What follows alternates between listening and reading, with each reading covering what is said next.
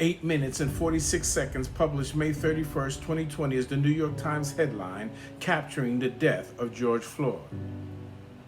This historical knee-on-the-neck suppression, captured and compressed in 8 minutes and 46 seconds, has sparked worldwide demonstrations, millennial movements, and global debates. After I dealt with my disbelief and my deep disappointment that this again has descended upon us, the next thought I had was, is there a word? Not a right or left-wing political word that changes with seasons and is dependent upon which way the wind blows. Not a soundbite or a tweet, but a real, steady word.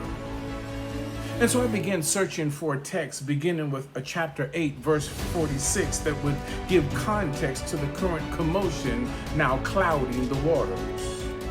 I found 3. The first scripture was 1 Kings 8:46, where I saw King Solomon on bent knees praying for his people who had been taken into captivity. The next is John 8:46, where truth was staring the world in the face, and yet the question had to be asked, why do you not believe truth? And the third, which I've chosen as my golden text, is found in Luke 8:46, where the Messiah said, someone did touch me. I know, because power has gone out from me.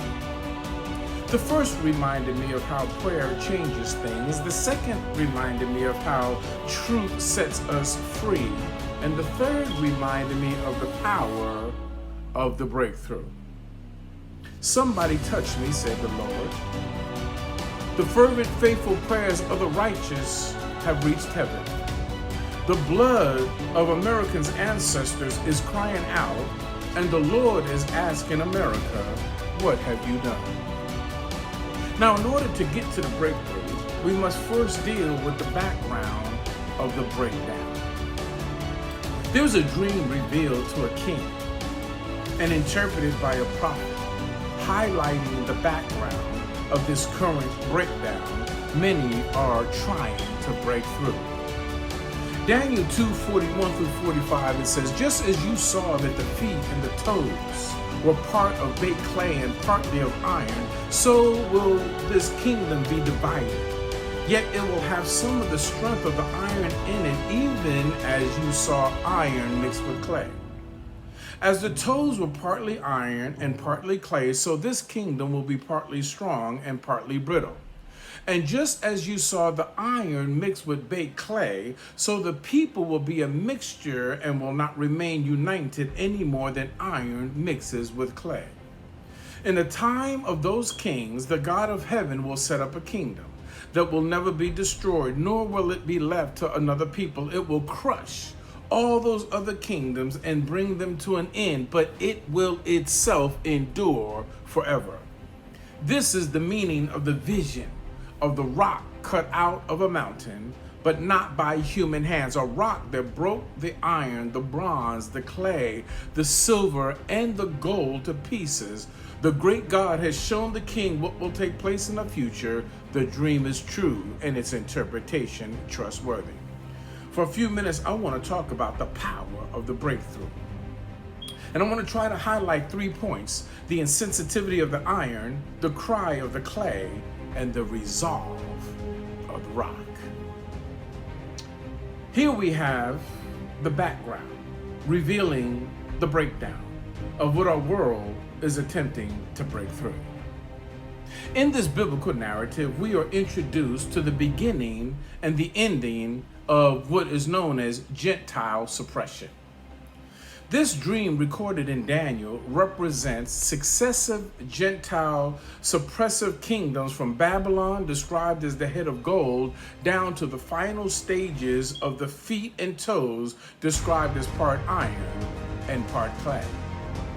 We are now in the final stages, pages, and phases of what we clearly see as the devaluation and the ultimate foretold destruction of Gentile suppression and domination. The truth many refuse to receive is how this dream reveals this current system as a system birthed in the spirit and lineage of Gentile suppression. Listen, America is not a theonomous culture, nor is it a Christian nation. America operates according to a Gentile system and a Gentile tradition, allowing religious freedom, where all faiths are welcome to worship without the dictates of the state. But it's not a Christian nation. Prophecy describes this current time in this way. You will be a mixture of people who are partly strong and partly brittle. You are going to mingle together, but you're not going to cleave one to another. And just as you saw the iron mixed with baked clay, so you will be a diverse people. You will be a mixed multitude, yet you will not remain united any more than iron mixes with clay. This tells me that the spirit of this system was already in place before race ever became a construct. Okay, now let's break it down. What we are witnessing in our world is the iron of suppression and the clay of the suppressed clashing. Iron in scripture ironically represents the proverbial unbending knee of suppression on the metaphorical neck of the suppressed. I've come to share with you, brothers and sisters, we are going to get to the breakthrough because God promised that. Conversation is going to assist us into getting to the breakthrough, so continue to be courageous. Continue to share your stories, because the truth of the matter is there are those who are now hearing you. There are those who are now feeling you. But most importantly, God says, I hear you. And he's asking America, what has she done? America is coming to grips with that now. And the conclusion is going to be peace on earth and goodwill toward men. Keep up the fight, keep up the faith, and don't get weary in well-doing, because in due season you will reap a harvest. God bless you until the next podcast.